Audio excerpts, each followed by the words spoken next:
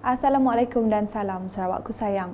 Buletin khas edisi petang 24 Julai 2020 bersama saya, Lia Amira Anarigos. Tumpuan berita. Daerah Pakan akan dibangunkan menjadi bandar baru moden yang lengkap dengan kawasan perumahan, pusat komersial serta tempat riadah. Ketua Menteri Datuk Patinggi Dr. Abang Haji Abdul Rahman Zohari Tun Datuk Abang Haji Openg berkata, bagi tujuan itu, beliau telah memohon Jabatan Tanah dan Survey Sarawak untuk menyediakan pelan induk dalam rancangan Malaysia ke-12 RMK12 bagi membangunkan pakan. Saya akan masuk master plan membangunkan pekan pakan. Pekan pakannya kita susun semula master plannya, termasuklah bandarnya kita luaskan, iaitu kedai-kedai, dan kita buat dalam lingkungan 10 km. Kita bangunkan bandar baru pakan.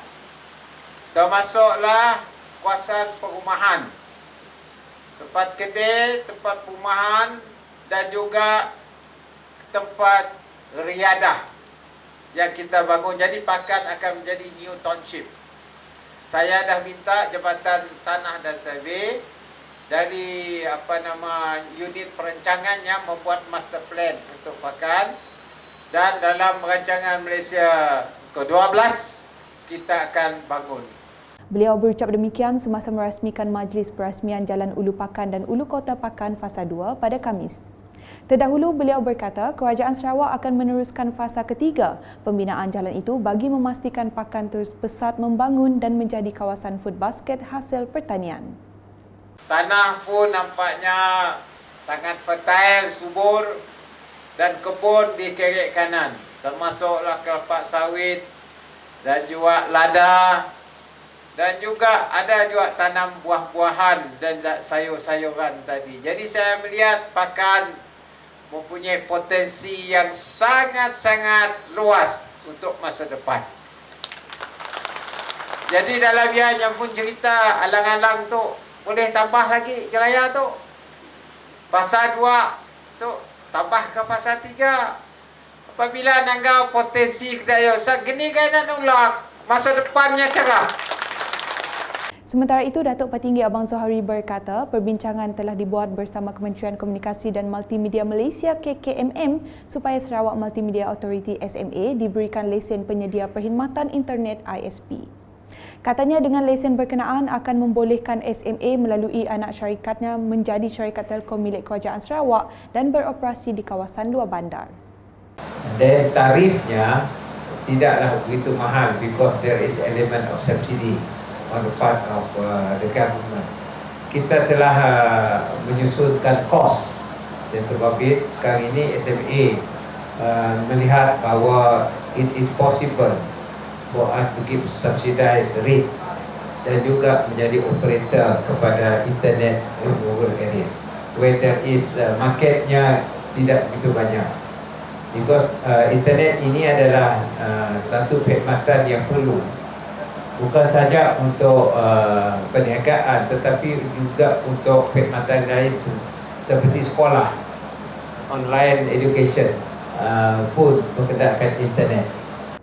Dalam perkembangan sama, menurut Menteri Muda Infrastruktur dan Pembangunan Pelabuhan Datuk Julaihi Narawi semasa berucap mewakili Timbalan Ketua Menteri Tan Sri James Jemut Masing, pembinaan jalan di kawasan luar bandar jelasnya sangat penting bagi menghubungkan seluruh kawasan di Sarawak. Dan ini juga jelas membuktikan kepada kita jalan perhubungan yang dirancangkan, yang dilaksanakan, ada yang sudah siap, ada yang tengah dijalan, dipolah, ada yang masih dalam peringkat perancangan menunggu untuk dilaksanakan, membuktikan bahawa Kerajaan GPS Sarawak, pimpinan Datuk Patinggi Abang Jo mengambil peran, mengambil peduli, mengambil tahu tentang rintihan, tentang apa yang sebenarnya diperlukan oleh rakyat di seluruh Sarawak, termasuk di luar bandar, termasuk kawasan pakan yang diwakili oleh Tan Sri William Mawan di bahagian Serikir pada hari ini. Berita seterusnya. Proses pembayaran tunai fasa 2 dan 3 Bantuan Sara Hidup BSH 2020, Bantuan Prihatin Nasional BPN serta Bantuan Khas Sarawak Kusayang BKSS bagi kawasan pedalaman Sarawak yang tiada akaun bank kini sedang dilaksanakan di beberapa bahagian termasuk di Bintulu. Penghargaan terima kasih diucapkan oleh Menteri di Pejabat Ketua Menteri Integriti dan Ombudsman Datuk Talib Zulkifli kepada semua agensi yang telah terlibat dalam proses penyerahan bantuan tersebut mengikut SOP yang ditetapkan. Ia termasuk Pejabat Daerah Bintulu, Lembaga Hasil Dalam Negeri LHDN, Kementerian Kewangan Malaysia MOF, Jabatan Perbendaharaan Negeri Sarawak, Polis Diraja Malaysia PDRM, Angkatan Pertahanan Awam APM, Jabatan Sukarelawan Malaysia RELA dan Bank Simpanan Nasional BSN.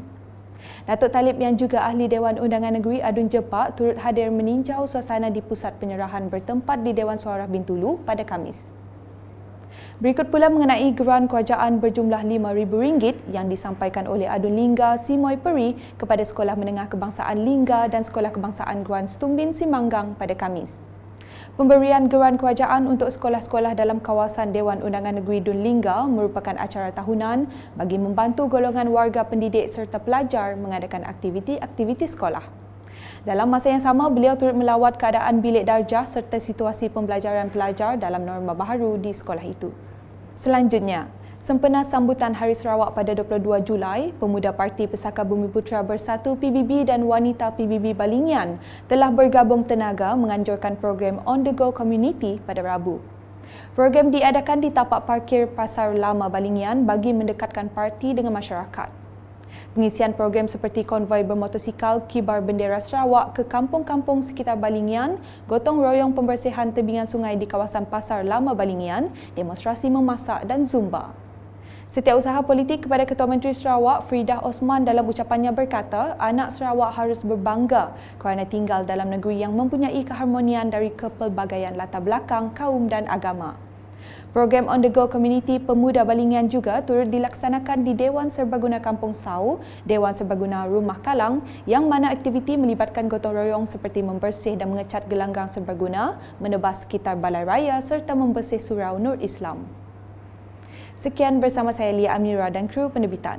Ikuti berita selanjutnya pada edisi malam.